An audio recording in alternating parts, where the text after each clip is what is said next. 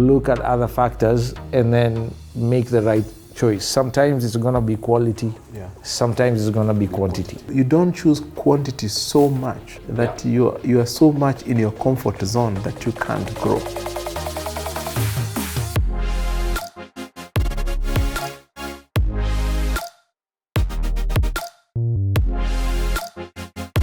Welcome to the tea. If you're in your 20s, you have 3 million bob. Honestly speaking, why spend 3 million bob on a Mac, and it's a liability that's going to be diminishing from that point onwards?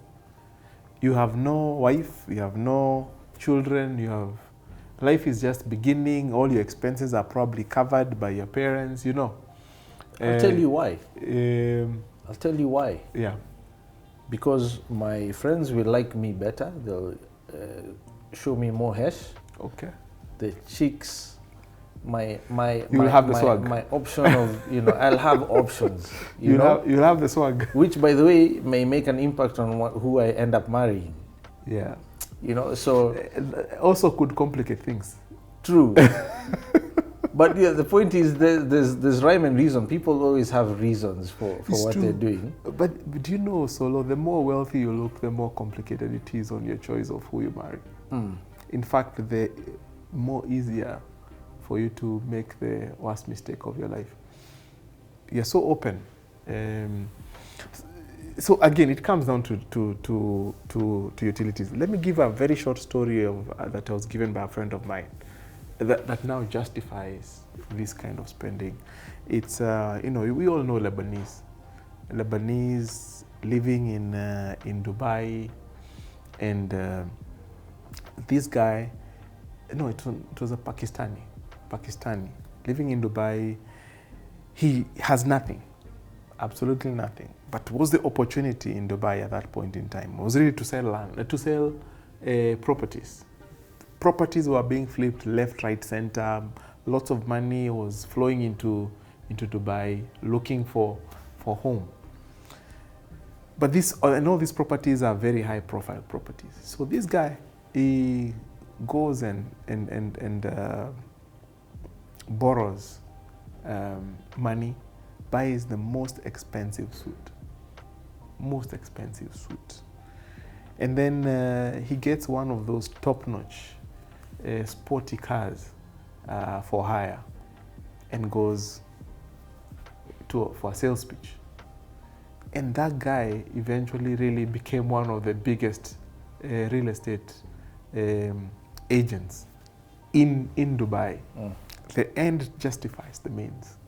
There was real value add for what he was doing. But if it is for show off, then the price is too much. Because then you don't believe in yourself, your quality inside, that you really have to compensate it with your outward look. Yeah. Okay. Well, again, I hear what you say. I'm just playing devil's advocate. I know. 20-something, because I know how I thought when I was 20-something-year-old. Yes. But you're absolutely right. At 40 plus years of age, thankfully, I didn't have the cash to blow on the Mercedes Benz, because I would have. I promise you. The moment I had it, I was going to blow it on the Mercedes Benz. But obviously now, if I was advising a younger brother in their 20s, or sister, I would absolutely agree with you. Take your time. Invest. Invest in yourself. In your mind, invest in your financial future, put it away, focus on the utility aspect, and you'll be sour. But besides that, what other areas would you say quality versus quantity counts? Now that we're talking about the 20s, I happen to have an adopted daughter. You do? Yes. Who is 24 years. I was going to say, I know your kids, I didn't know. She's adopted. Long story, but she ended up at our home, and we took care of her, took her to university and college. And it came to a point where we felt, we needed to launch her into her next phase, which is to move out. I think there was a question in the previous episode about moving out. Yeah. And when someone is in their 20s, early 20s, they're done with education, they kind of start fighting for their own freedom at home, and it can bring a little bit of conflict at home. So one of the things we did was to tell her, okay, fine, now if you live under this roof, then you live under our rules. If you want to live on your own, then you live in your own, with your own rules. And we think it is a good thing for you to live by yourself. So there was a certain property that her late mom had left behind. So we reconnected her with the property, and we made sure that she's actually starting to get some passive income. Back to my language, passive income. Not a lot of money, just enough to start life. You say, now, this is your passive, you have some passive income, now go look for a house. How much is just enough? Just enough? Yeah, that passive income. I don't want to prescribe a number, but for that particular situation, it was just enough. Just enough. You don't want to give the number? It was 10K. Okay. It was 10K. I'm giving the number because I think it's an important story for people who are listening, and especially people who are starting. I was pressing you who are for starting life. Yeah. So it was 10K. Yeah. And so you know what? With 10K, you can actually find a place to start. You remember, you also have a skill. Yeah. You're now a trained, upcoming professional. So this is your baseline. Start your life, or put all your budget items, 10K and below. Launch. We buy you off. We buy some couple of stuff to help you start off your life, and then off you go. Yeah. And my advice was, once you're out, you never come back unless it is a serious crisis. A very, very serious. You will always be welcomed back home. Home is home. Yeah. But not because you squandered. You've got to show, what do you call it, stewardship on the resources that you have. And for me, the thing is, it's not that we didn't have money to give. I would have given her a lot of money. But the most important thing was to teach her how to earn, how to live within her means, and how to grow from humble beginnings. And set her on a trajectory that even when I'm not there, even when the supporting system around her is not there, she will always do well, and probably will come back and help the other kids in the house to make their own breakthroughs. Yeah. So for me, that was the thing. So again, it was about quality and quantity, balancing. What's the best value I can get out of this? Then how can I use my skill set to also, and now bring another 20K on top, and now you can start living. And it didn't take more than what? It didn't take more than 6 months. She called me and she told me, by the way, I moved to another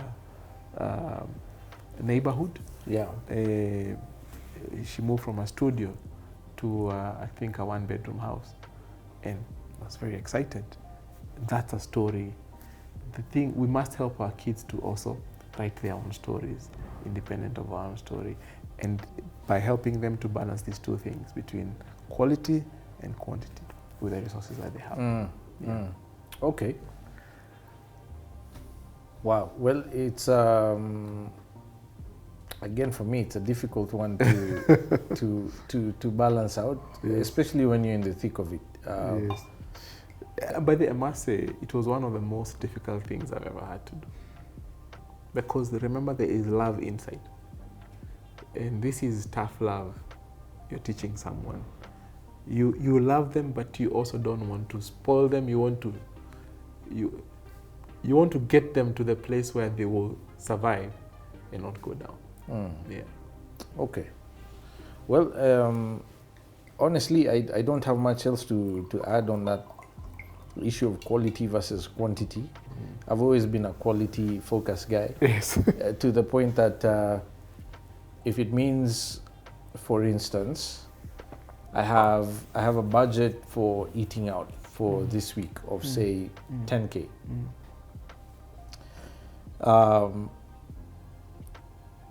You know, I was making fun of the team in the office yesterday.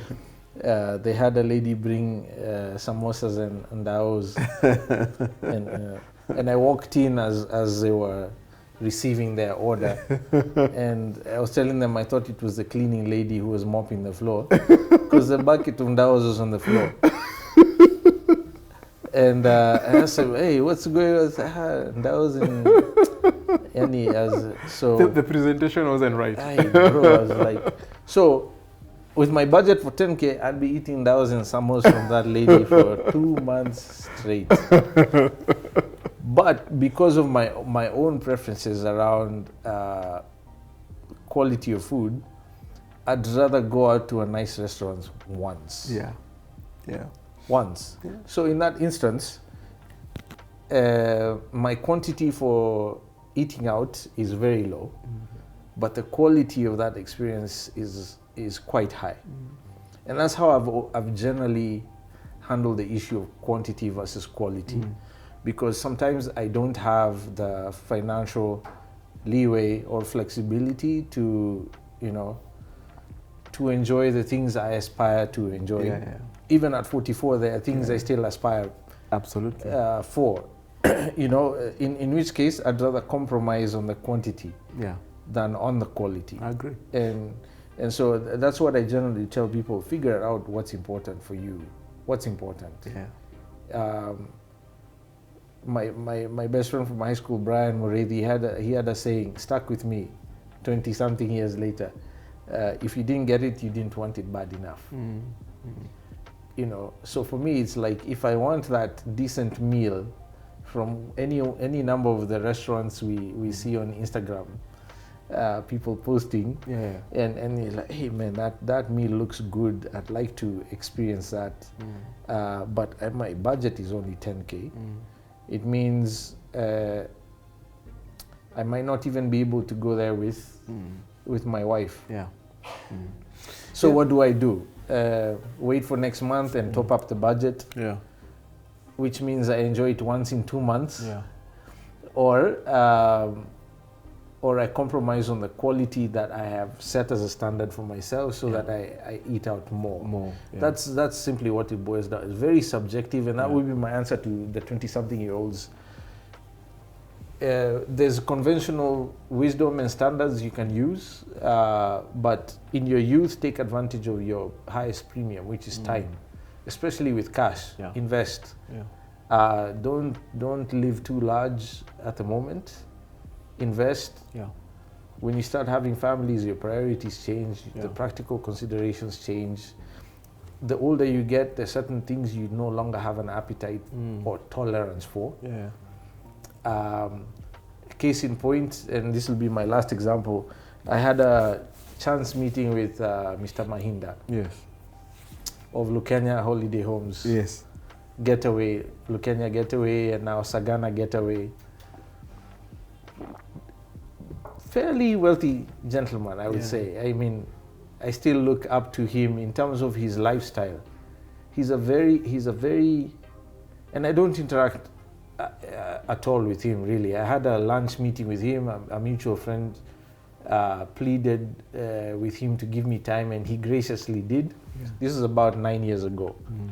And I asked him questions because he was already in the real estate space back then, and I was aspiring to that. And he, in turn, investigated what I was doing. I told him what we're doing in Nanyuki and Imbuko and blah, blah, blah, land development. And he asked me a question. He said, how many times do you go to Nanyuki in a week?